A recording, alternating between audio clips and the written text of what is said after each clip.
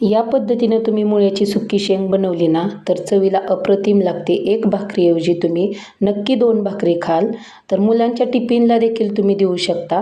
अशी आपली चटपटीत आणि झटपट बनणारी ही रेसिपी आहे. तर हॅलो हाय नमस्कार, सुषमाज कुकिंग चॅनलमध्ये आणखीन एका नवीन रेसिपीसोबत तुमचं स्वागत आहे. तर इथं मी मुळ्याची शेंग अशी कोवळी आहे बघा आणि मी कट करून घेतलेली आहे, हातानेच असे तोडून घेतलेले आहे आणि एका बाउलमध्ये असं धुवून ठेवलेली आहे. तर आता इथं मी तवा गरम करत ठेवलेला आहे बघा. तर ही मुळ्याची शेंग ना तव्यावरती बनवून खायची, चवीला अप्रतिम लागते. तर इथं आपला तवा गरम झाला आहे. मी तव्यावरती तेल घेतले, मोठे 2 चमचे तेल ओतून घेतले तव्यावरती. तर तेल आपलं छान असं गरम झालं की यामध्ये 1 चमचा जिरं टाकून घेतले. तर जिरं छान असं फुललं आहे.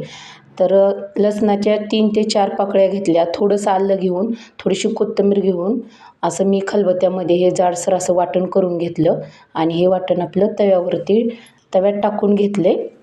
तर हे वाटणाला जरा लालसर कलर आला ना की आपल्याला यामध्ये खूप सारा असा कांदा टाकून घ्यायचा आहे. तर मी इथं 1 वाटी कांदा बारीक कट करून घेतलेला आहे बघा. तर ह्याच्यात तव्यामध्ये टाकून घेतला आहे. तर कांद्याला आपला लालसर कलर येईपर्यंत आपला कांदा भाजून घ्यायचा आहे.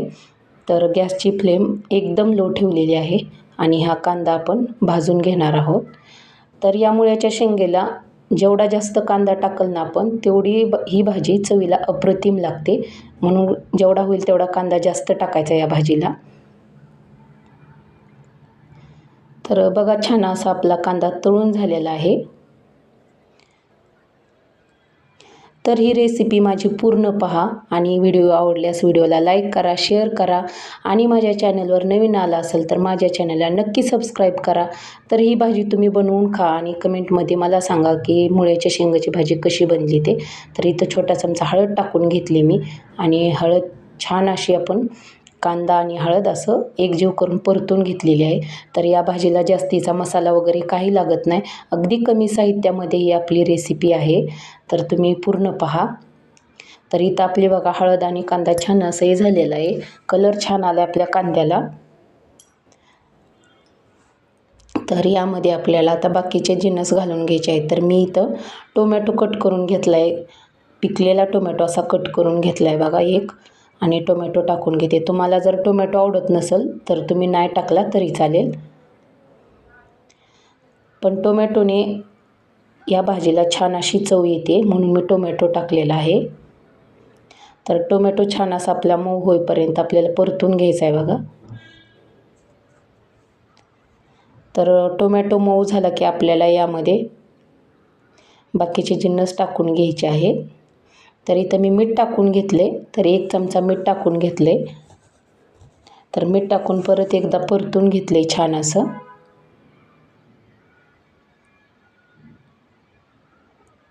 तुम्हाला जर या भाजीमध्ये जास्तीचे मसाले टाकायचे असतील तरी तुम्ही टाकू शकता. तर यामध्ये आता आपल्याला आपण धुवून घेतलेली मुळ्याची शेंग टाकून घ्यायची तव्यामध्ये. तर या मुळ्याच्या शेंगाला आपण पाणी वगैरे काही ओतणार नाहोत. तर आपल्याला हे फक्त तेलात आपल्याला फ्राय करून घ्यायचे, छान अशी तेलात भाजी आपल्याला ही बनवून घ्यायची. तर तुम्ही अशी भाजी बनवून बघा, पाणी नाही टाकता, तर चवीला अप्रतिम लागते. तर तुम्ही ही भाजी मुलांच्या टिफिनला देखील देऊ शकता. तर ही पूर्ण अशी आपल्याला सर्व बाजूने अशी आपली भाजी परतून घ्यायची व्यवस्थित अशी. तर ही भाजी छान अशी परतली ना की या भाजीवर आपल्याला झाकण ठेवून घ्यायचे. 10 ते 15 मिनटासाठी या भाजीवर झाकण ठेवून घ्यायचे बघा. तर ही भाजी परतून झालेली आहे. आता मुळ्याची शेंग छान अशी परतलेली आहे. तर याच्यावरती आपल्याला झाकण ठेवून घ्यायचं आहे. तर मी झाकण ठेवून घेते. तर 10 ते 15 मिनटासाठी याच्यावरती मी झाकण ठेवून घेतले.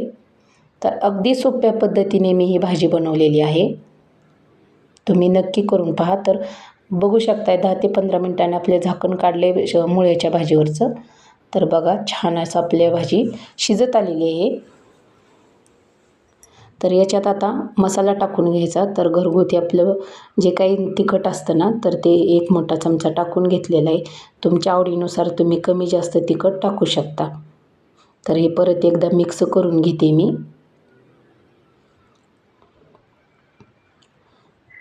तर छान असं मिक्स करून घेतलेला आहे आपला मसाला आहे तो. तर तुम्हाला आवडत असेल तर या भाजीमध्ये शेंगदाण्याचं कूट टाका, नसेल आवडत तर नाही टाकलं तरी चालेल. तर ही बघा आपली भाजी छान अशी बनलेली आहे. यात मी शेंगदाण्याचं कूट टाकून घेतलेलं आहे 1 चमचा मोठा. तर बघा यात शेंगदाण्याचं कूट टाकले, जाडसर असं वाटून घेतले मी आणि टाकले यामध्ये. तर परत एकदा मिक्स करून घेते.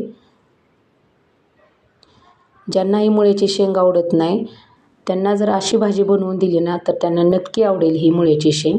अशी आपली चविष्ट खमंग अशी भाजी बनते ही.